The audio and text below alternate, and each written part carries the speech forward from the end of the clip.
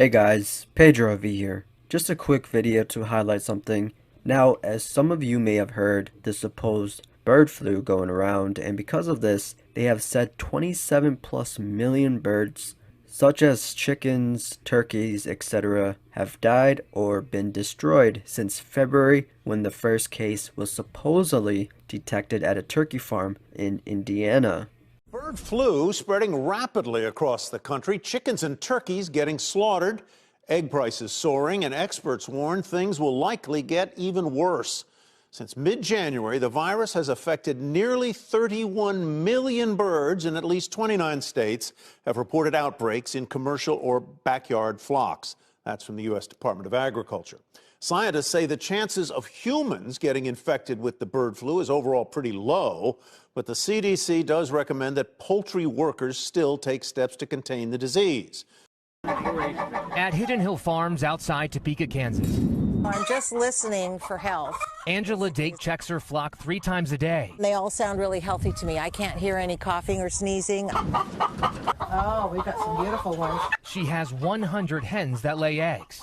If you had to euthanize, depopulate your flock, how many people would that affect in this area that you serve? About 100. Last week, Kansas saw its first case of bird flu in a commercial flock. You can only just worry so much. The disease is killing millions of birds at poultry farms throughout the Midwest. One thing to understand about agriculture is it's a seasonal business. You can't produce a new bird overnight.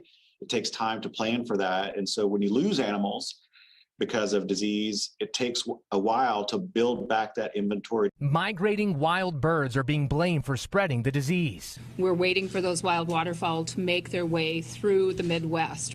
Outside Chicago, hundreds of birds were found dead in a lake. In Minnesota, bald eagles are dying. The virus is different this time. The Minnesota state legislature approved $1 million in emergency funding to fight bird flu. Poultry farms in at least 17 counties have been affected so far. They described it as a popcorn type of effect. It'll pop up in different parts. Now, I believe this could very well play a part into the whole food shortage by design scenario. Ever since 2020, they've been really cutting the supply chain down, going after farmers, and much more. Bill Gates is now even the largest farmland owner, and what do you think this will lead to? Because we know what is going on, and they can't just usher things. It is a process, even for them. If you want to kill off 7 billion people, you need to work hard at it, and they are. What are your thoughts on this? Now, another thing to point out is that they closed 6 Whole Foods stores in states like Alabama, California, Massachusetts, and Chicago. Well, reaction ranges from disappointment to anger to a sense of betrayal. Many of the customers here who live in this Southside neighborhood say that they were thrilled when the Whole Foods market first opened, creating less of a food desert in this area. They were happy about the promise that the store made to them to provide them with fresh fruits and vegetables and produce. But now they say they feel like they were lied to. For customers of the Whole Foods market in Inglewood, like John Moten, the announced closing is like a slap in the face. For a store to be like this here in the community, it's a devastating blow to our community. This afternoon, a spokesperson for the organic grocer confirmed the shuttering of the Southside location along with its DePaul University shop. And in a statement writes, "We have made the difficult decision to close 6 stores. We are supporting impacted team members through this transition and expect that all interested eligible team members will find positions at our other locations." The 2 local closures are among 6 stores being closed out of the more than 530 locations of the nationwide grocery chain owned by Amazon. First opened in 2016, the 63rd Street food store was open in what was once a food desert, promising to bring healthier food choices to the area.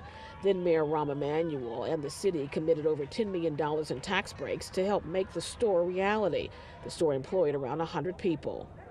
Community leaders at the Resident Association of Greater Inglewood or RAGE say they worried the store would close. We knew that this store wasn't a store that was supposed to gain a lot of profit.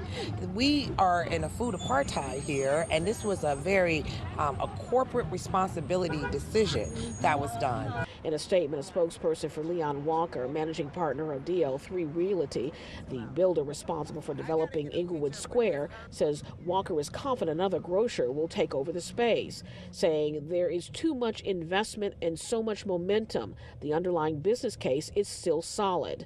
Meanwhile, Dion Dawson, who founded Dion's Chicago Dream, a non-for-profit addressing food insecurity in the neighborhood, says this could be an open door for more opportunities. We have a delivery program, Dream Deliveries, where we're delivering 11,000 pounds in more than 19 Chicagoland areas because we can't continue to be reactive to a company closing shop and moving. I don't believe this could be a big problem, but they make people so dependent on stores in local areas that it can affect tons of people, such as Walmart's did when they took over and a lot of local business and grocery stores closed and so on. When I highlighted a clip that a Walmart store closed in the Great Reset video, someone said, "What's the big deal?" And I agree, it's good, because I believe they played a part in this process. But again, when you have people depend on stores like this and suddenly it's gone, it affects a lot of people. And a lot of people are not preppers like us, or have prepared this in their mind that, hey, maybe I should stock up on food and strengthen my survival skills, because one day none of it will be around. Not a lot of people have that mindset like we do. Only those who survive and those who want to see us gone will be left. I like to think outside the box, so if you aren't questioning things or trying to connect the dots to see the bigger picture, I don't know what to tell you. I say we all need to be prepared, and not just in the mental and physical aspect, but the spiritual one. We need to be ready for anything because things are only just getting started. So be aware, because I'm doing the same and pointing things out because there's a lot going on. Many agendas in place. Now, what do you guys think about this? And with that being said, have faith, remain vigilant, and God bless you all.